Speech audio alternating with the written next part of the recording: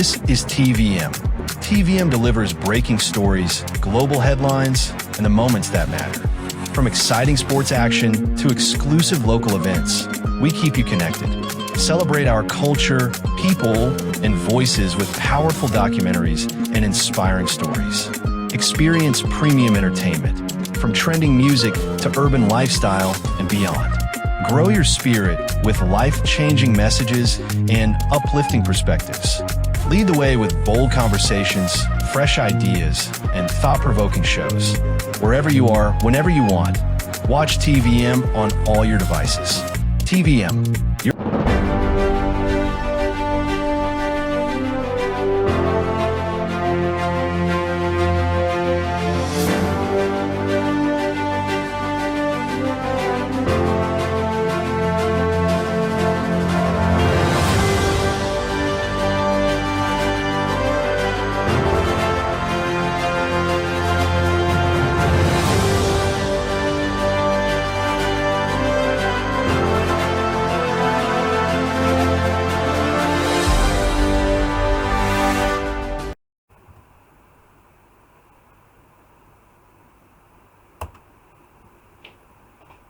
Hello and welcome to TVM's Metro Updates, broadcasting live from our studios here in the city of Warri, Delta State. I'm Mara Samuels, and these are the news making rounds this hour.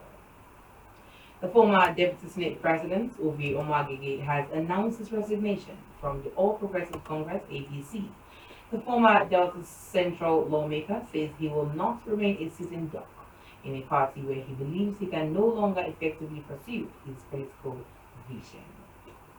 In his resignation communication, the former senator cited recent developments within the party structure and stated that remaining in the APC would limit his ability to pursue what he described as the interests of Delta Central, Delta State, and Nigeria.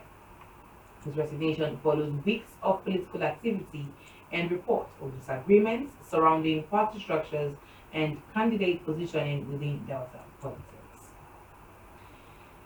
As Nigeria joins the world to mark Children's Day, families across Ephraim and environs in Delta State came out in mass to celebrate the day with parades and cultural displays at Urban College in Uwie local government area of Delta State. Fred O'Neill has the report.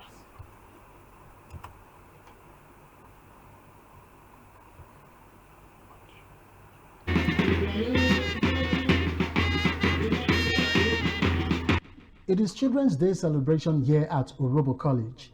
Families across Efru and its environs turned out in large numbers to celebrate the day with parades, march pasts, and colorful cultural displays.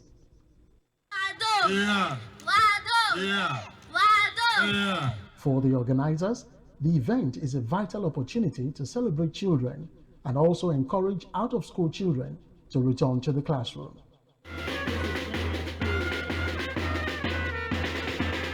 The TVM crew also spoke with some attendees to get their views on the significance of the celebration. My take to the government of this, which is our president and the government of this country, is that they should be spend more money on the security aspect so that they can enhance the children's education, give them a more better life and education, secure their future, let them know that they have good fathers and they have good governors that can take care of them in terms of security, in terms of education, health care, and all that, so that they will not be afraid when they are going to school. We have not been having Children's Day celebration in Uwie, to be precise, but to God be the glory when she resumed with us in the Ministry of Basic and Secondary Education, field office. She tried her possible best as a CIA, as a mother, as a wife, to ensure that she have a Children's Day for the Uwie children and the schools in Uwie. As you can see, the children are so excited, so amazing to have seen other children around from other schools. Actually, those children is to remind us that it's our responsibility to actually take care of them. As I'm talking, the chairman's wife of this local government is carrying a project on that now. As I'm talking, he said he wants to reach out to those children, and she has been doing it as a project. Somehow we are working together. So I said our own is children that already in the system, while she's going for looking for children that are not yet in the system. That is what you are trying to talk about. And so she celebrated them. Maybe she has gotten some now. She will take care of them and send them to school. To me, this day is like to make the children happy, to feel good about the children, like taking them out, like wishing them children, the happy children, they let them express themselves as a child, that they shouldn't be ashamed of it. The event ended on a colorful and memorable note for children and families in Uwie and surrounding communities. Fred O'Neill, reporting for TVM. The governor of Delta State, Governor Sheriff Brewery, has urged the Muslim faithfuls to embrace peace, compassion, and selflessness, the very core values of this Eid al-Kabir sacred season. The celebration isn't just local, as high up in Saudi Arabia, Delta State pilgrims have gathered to offer special prayers, throwing their full support behind both President Bola Ahmed Tinubu and Governor Owerri for national development.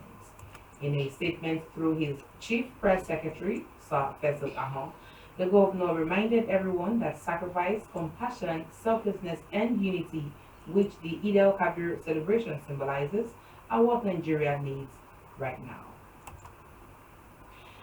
And going further in our big story for today is from DSA Housing Estate, known as Steel Town in Udu local government area of Delta State, where residents say part of the community have been without public electricity supply for about 18 years. For some teenagers growing up in the area, electricity from the national grid is something they have never experienced in their lifetime. The prolonged blackouts, residents say, has continued to affect businesses, education, security, and everyday living. For over 18 years, these parts of Delta Steel Company Housing Estate, also known as Steel Town in Udu local government area of Delta State, have been without public electricity supply. For these residents, generators, rechargeable lamps, and darkness are all they have truly known. For these teenagers living in the community, public power supply is not a memory. It is something they say they have never experienced in their lifetime. How old are you? I'm 14 years. 13, 11. So how long have you seen light in DSC?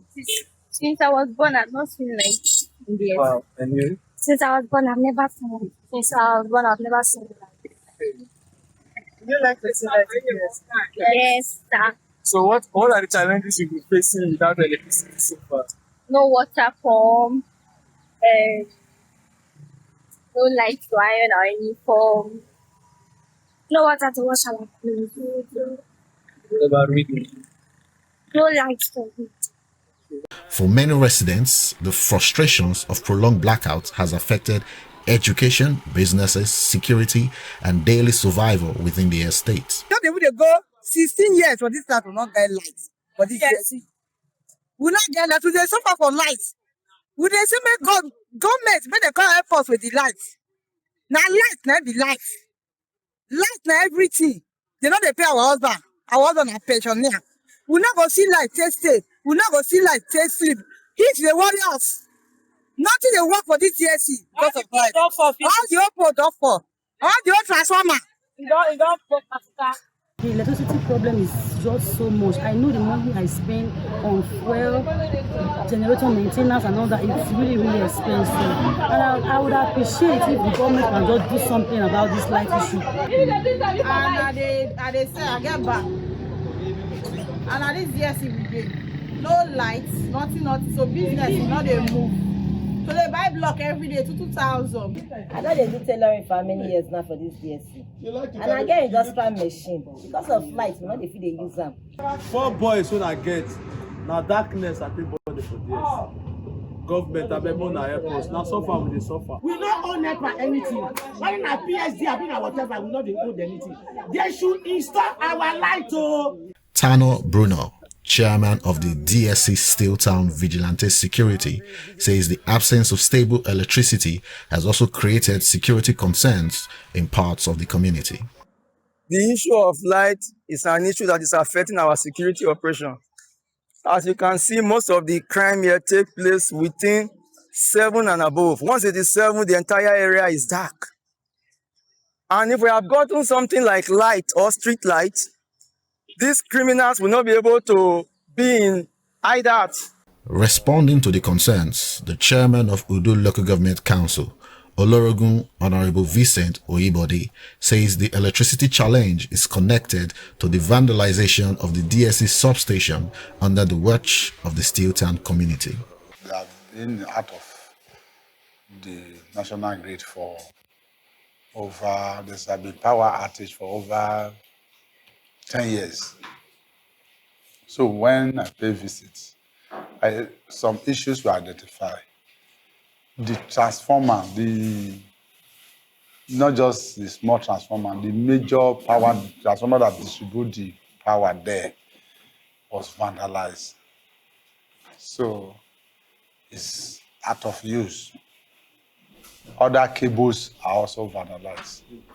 But the chairman of the DSC Steel Town community has rejected the allegation, offering a different account of events surrounding the damaged substation. What happened to us here is a result of long stay of no light for the transformer. And all this iron damage that is going up and down here, they are the ones vandalizing the place, not even the people that they want it. All we need here is light. The local government chairman, however, says the Delta State government under Governor Sheriff Oborevori has approved the repair of the said substation. In one of his ESCO, the ESCO before this one, it was approved that they will buy the transformer and brought light to DSC, and I think by now the contract have been awarded. So His Excellency promised. He told me categorically that within this year, that will be done. Meanwhile, efforts to get a response from the Benin Electrical Distribution Company, BEDC, were unsuccessful as at press time. This is the DSC power substation, the center of the electricity crisis affecting the Steel Town in Udo local government area. While the government says repairs have now been approved, many residents here say what they truly want is not another promise, but the return of stable electricity to their community. From DSC Steel Town in Udo local government area, Delta State, Lawrence J.R. Agwele, TVM.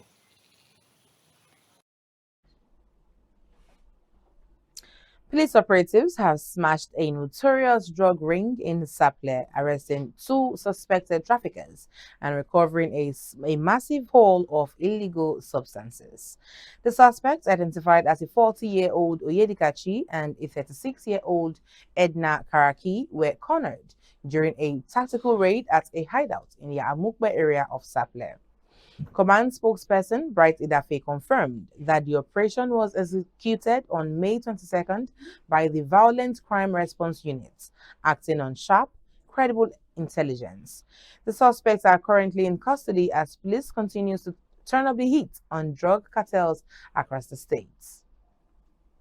Reactions have continued to trail the outcome of the All Progressives Congress senatorial primary elections in Delta State, with party stakeholders hailing the exercise as a victory for internal democracy. The Senior Special Assistant to the Governor, Honorable Clement Olojoba dismissed allegations of irregularities during the exercise, insisting it produced the most credible and popular candidates for the upcoming 2027 general elections. Olojoba specifically referenced the Delta North Senatorial District where former Governor Senator Ifeanyi Okowa defeated the incumbent Senator Ned Nwoko, stating that the delegates clearly chose their preferred representative. The fallout follows claims by Senator Nwoko accusing the APC leadership of reneging on an alleged agreement to grant him an automatic ticket prior to his high-profile defection from the PDP in January 2025.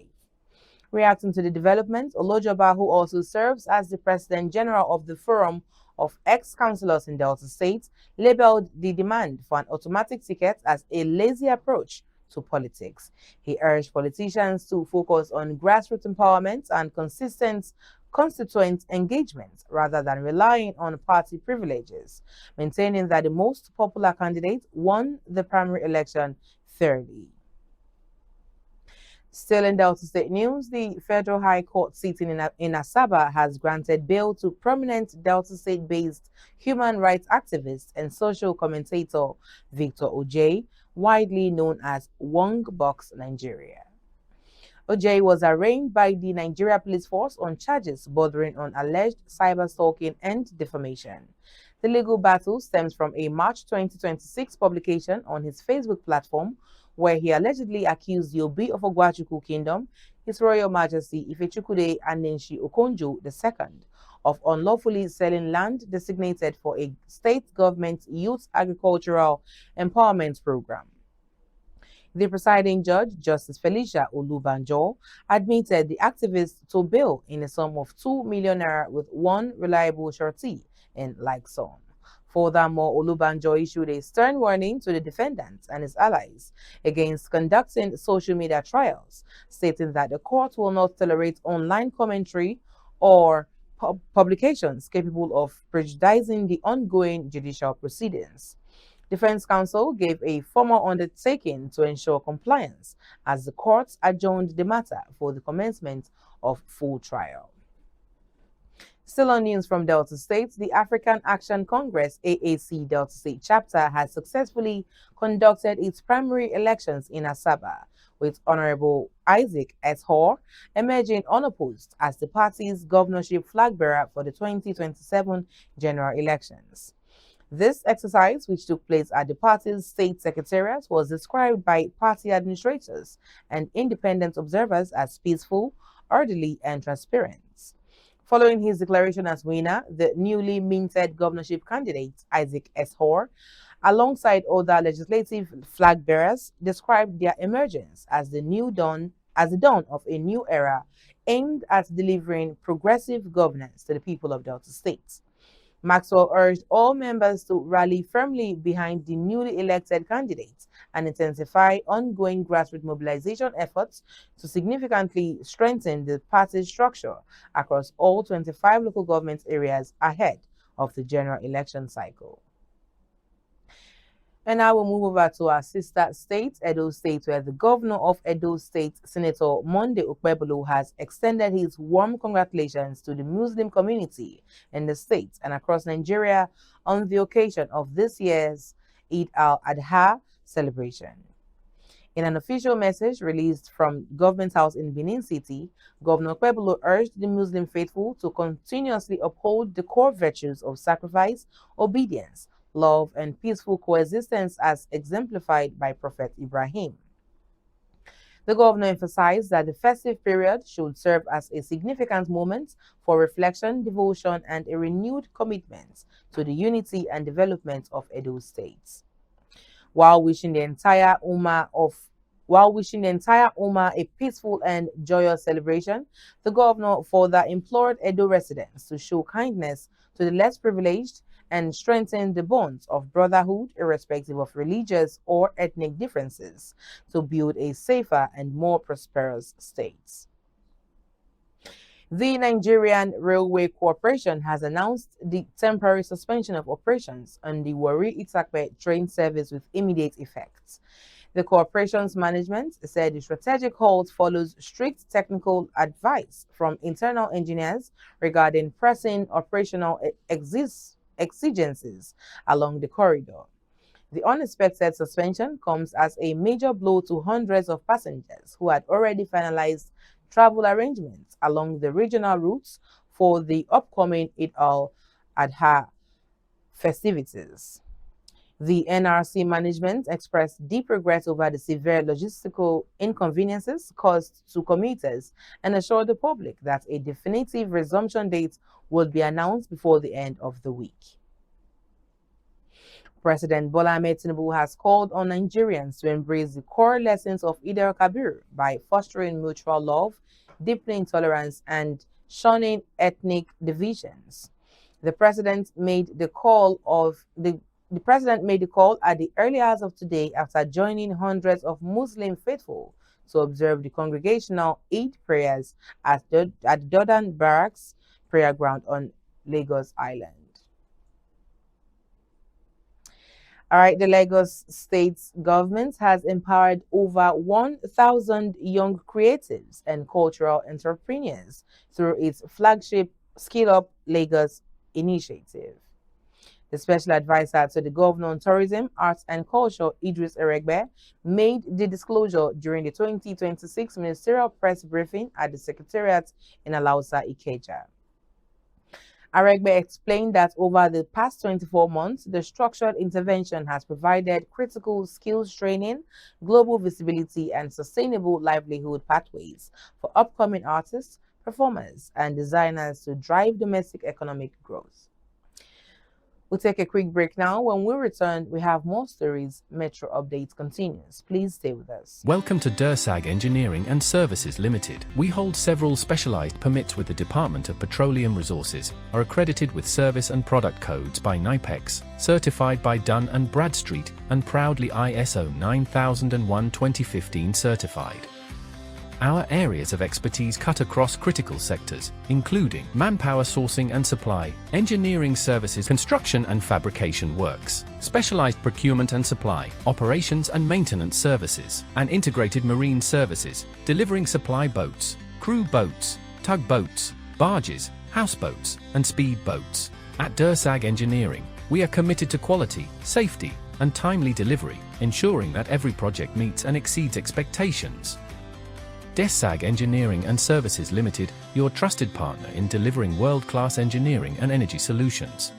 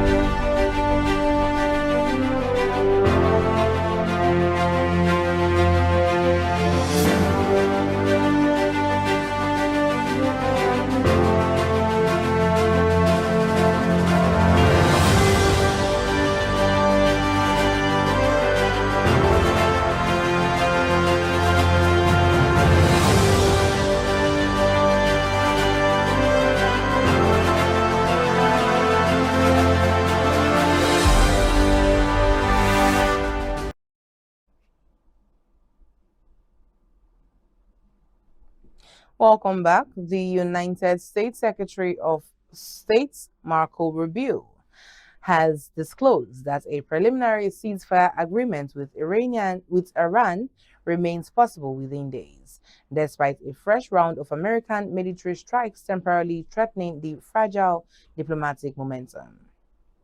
The proposed drafts envisions a 60-day ceasefire extension, an unfreezing of selected Iranian assets, and the complete reopening of the strategic Strait of Hormuz without tolls.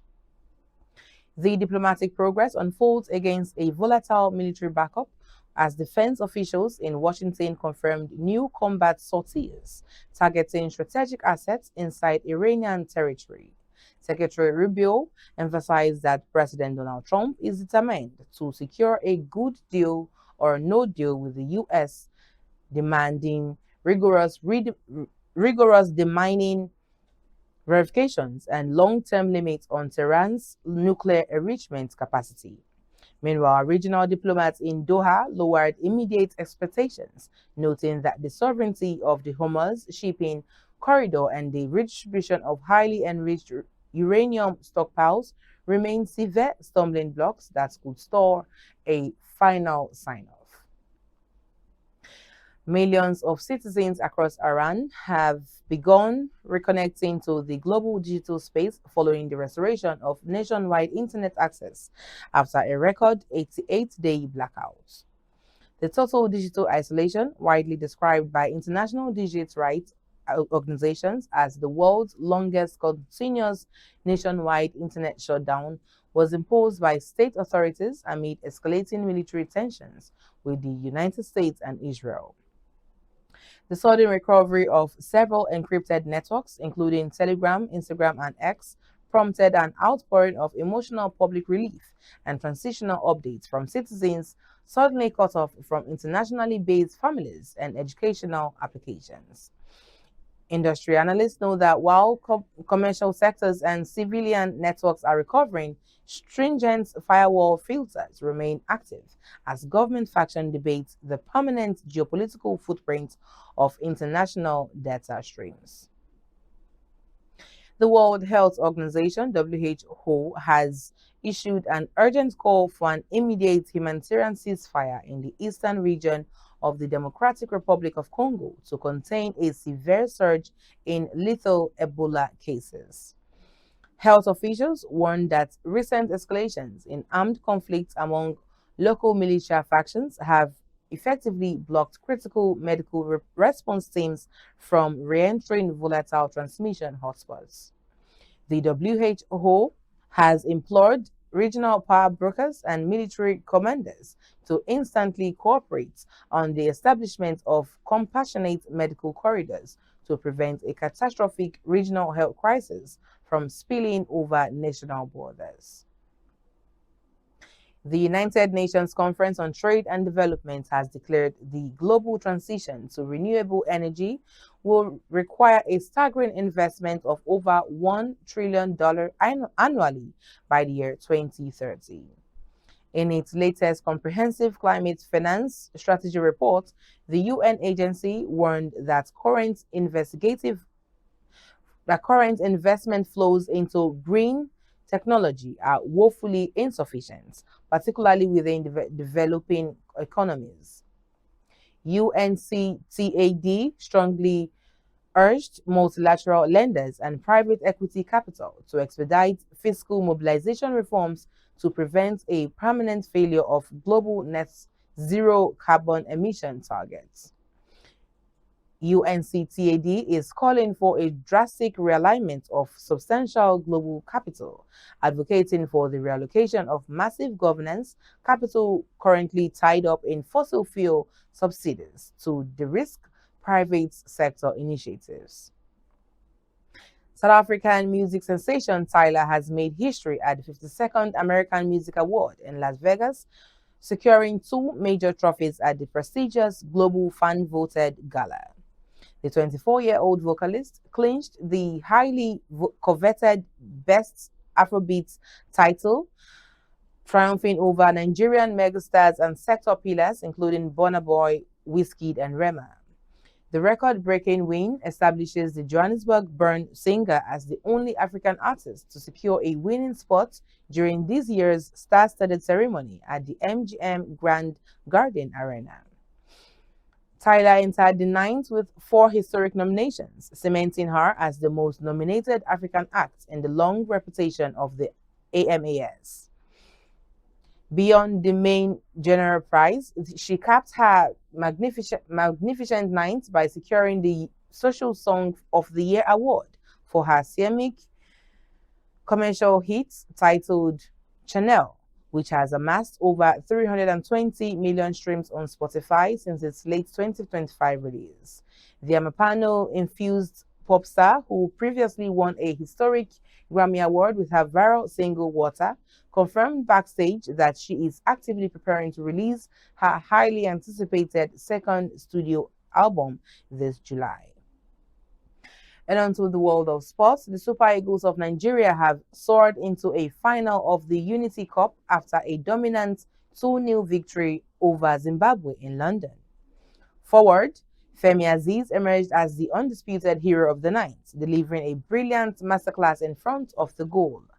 Aziz struck early in the 4th minute to hand Nigeria the lead, before returning in the 62nd minute with a clinical second goal to seal the win. The clinical performance gives a massive confidence boost to the squad as Nigeria continues preparations for upcoming international qualifiers.